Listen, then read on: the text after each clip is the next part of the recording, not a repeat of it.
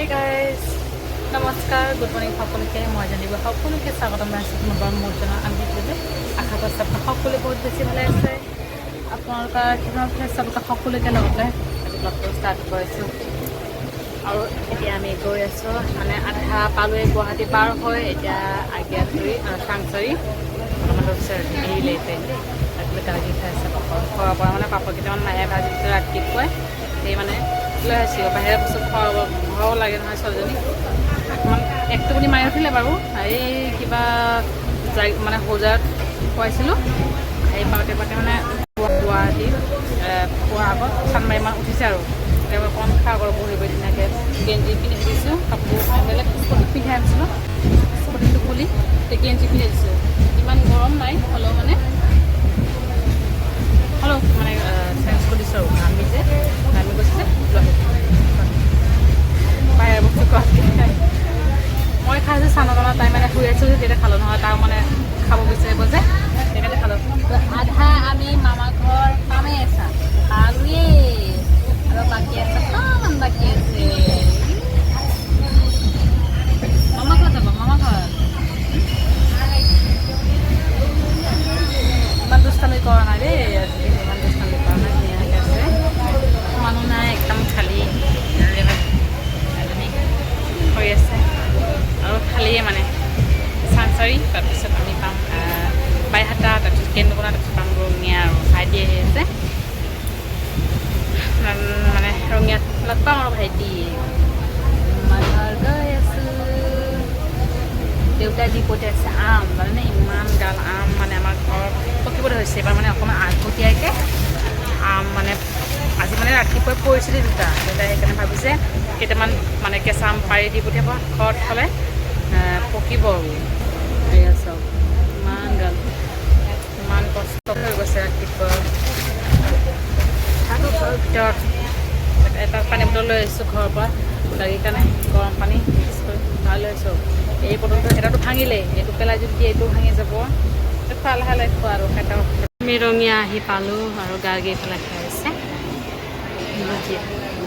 হাতত মানে উৎপাত লগাইছে দেই কি কৰিম আৰু সেইকাৰণে অকণমান ভুজিয়া উলিয়াই দিছোঁ বহি খাই থাকিব এটা এটাকৈ আকৌ অকলে অকলে নাখায় মোমাইকো দি পিনে খাব আৰু চবকে দি মেলি খাব দেই দে ধৰা পেলাই আছে গোটেই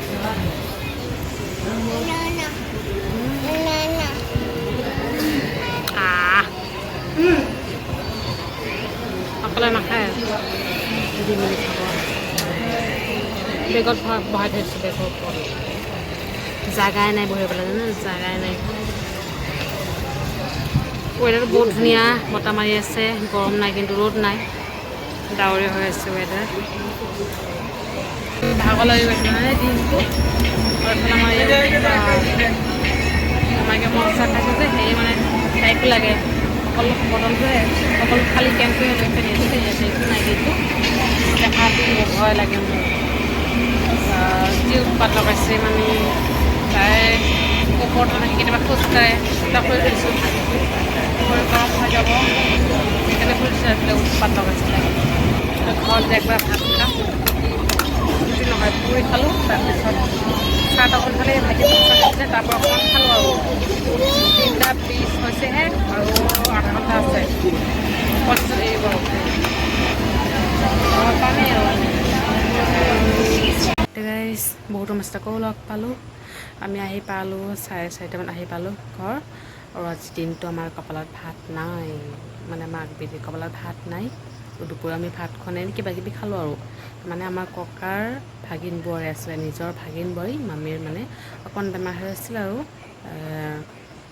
কি বেমাৰ গম নাপাওঁ মই দুদিন আজি হ'ল এসপ্তাহমান তেখেতে মানে আজি ঢুকালে ৰাতিপুৱা যিহেতু ককাৰ নিজৰ ভাগিন বোৱাৰী নিৰামিষ খাব লাগিব সেইকাৰণে ধোৱা মেলা হৈছে চব মোচা মেলা কৰি তাৰপিছত 6টামান ভাত বনালে 7টামানত খালোঁ আলু পিটিকা ভাত ইয়াতে বনাইছে ইয়াতে একেবাৰে খাই দিলোঁ আৰু তাতে যোৱা নাই আমাৰ সেই তাতে ওচৰতে মানে মামীক কামটো কৰিছে সেইকাৰণে মা আৰু তাতে যাব দিলে মই ডাইৰেক্ট ভাবিছোঁ তাতে যাম যিটো এতিয়া নিৰামিষ তাতে মায়ে বনাব বুলি কৈছে আৰু ভাত তাত আকৌ মা কৈ আছে যে তাতে যাব নালাগে তাতে ওচৰতে থৈছে মানে আমাৰ ঘৰৰ ওচৰতে থৈছে, একদম ওচৰতে। মায়ে সেইকাৰণে মানে কৈছে নালাগে, ইয়াতে বনাই চাই তাই, তো ইয়াতে খাই দিব পাৰিম আৰু চবেই খাই দিব পাৰিম। এতিয়া আলু পিটিকা পিঁয়াজ চিয়াজ নোহোৱাকৈ কৰিছে। ইমান ভোক লাগিছে জানেনে, কিবা কিবি খালেও মানে ভাতৰ ভোকটো বেলেগ, যিটো ভাত খোৱা অভ্যাস। আৰু একদম আলু পিটিকা কৰিছে যে শুকান জলকীয়া ভাজি কৰি, সেই মানে ইমান পেট ফাটাই খালোঁ। খাই মেলি অকণমান শুলোঁ আৰু ব্লগটো এণ্ডিং মাৰোঁ আৰু। তেওঁ মানে চকুত টোপনি আছে, ছোৱালীৰ ফালে শুই আছে। আৰু আজি আমাৰ ভাই বোৱাৰীৰ মাৰ মানে কাজ আছে। আৰু এতিয়া আমাৰ যিটো কীৰ্তন হয়, সেই কীৰ্তন। আৰু ইয়াতে ঘৰত আইতা মানে দেউতাৰ আমাৰ ককাৰ ভনীয়েক আছে, মাহীৰ ছোৱালীজনী আছে, আৰু মই আছোঁ। আৰু বাহিৰত বহি আছে দাদা, কাৰণ কোনো পুৰুষ মানুহ নাই যে, সেইকাৰণে দাদাই বহি আছোঁ। ভাইটি, দেউতা, মা চব তাতে গৈছে আমাৰ বোৱাৰীহঁতৰ ঘৰত। তাতে কীৰ্তন কৰিব আহোঁতে 1-2টামান বাজিব। সেইকাৰণে দাদা মানে ৰৈ দিছোঁ, দাদা মানে তাতে যাই হ'ব। আৰু ভাইটিহঁত আহিলে গা কেইটাকে পিন্ধাব বাকী আছে, দেৰিকৈ পিন্ধাম বুলি মানে থৈ দিছোঁ আৰু। লগতে লৈ আহিছোঁ এয়া এই তাতো যোৱা নাই, তাতে অকলে অকলে ভয়ো লাগে ন, সেইকাৰণে মই ইয়াতে আইতাহঁতে শুব, ইয়াতে শুম আৰু মই। খোৱা বস্তু একো আনিব পৰা নাই, যিটো নিৰামিষ অকল মিঠাই আনিছোঁ, তাৰ বাহিৰে একো আনা নাই। ভাইটি গৈছে, ভাইটিৰ লগত আমি ৰেডবুল কিবাকিবি মনষ্টাৰ আৰু কিবা কিবি খালোঁ। সেয়ে খালোঁ আৰু আহি দিনত মানে এনেকুৱা ভোক লাগিছে। মাক ফোন কৰিছোঁ, মা মানে তাতেহে গৈছে, মানে মামীৰ ঘৰত গৈছে আৰু যিজনী মামী ঢুকাইছে তাতে মানুহ নাই যে, তাতে মানে মা গৈছে আৰু। তাৰপিছত মা আহিল 6টামানত, গা পা ধুই মেলি তাৰ পৰাই গা পা ধুই মেলি আহিছে, মানে আমাৰ সেই ঘৰৰ পৰাই গা পা ধুই মেলি আহিছে। তাৰপিছত আলু পিটিকা কৰিলে আৰু আইতাই বনালে ভাত তাত চব। মায়ে আলু পিটিকা কৰিছে, তাৰপিছত খাই মেলিহে শান্তি। যি নহওক ব্লগটো ইয়াতে সামৰিছোঁ। ভিডিঅ'টো ভালে লাইক কৰিব আৰু কমেণ্ট কৰি জনাব কেনেকুৱা হৈছে। আপোনালোকে ছাবস্ক্ৰাইব কৰিবলৈ কেতিয়াও নাপাহৰিব। আকৌ লগ পাম এইটো ব্লগৰ সৈতে। ৰাতি গৰম থাকে, বাই বাই, গুড নাইট।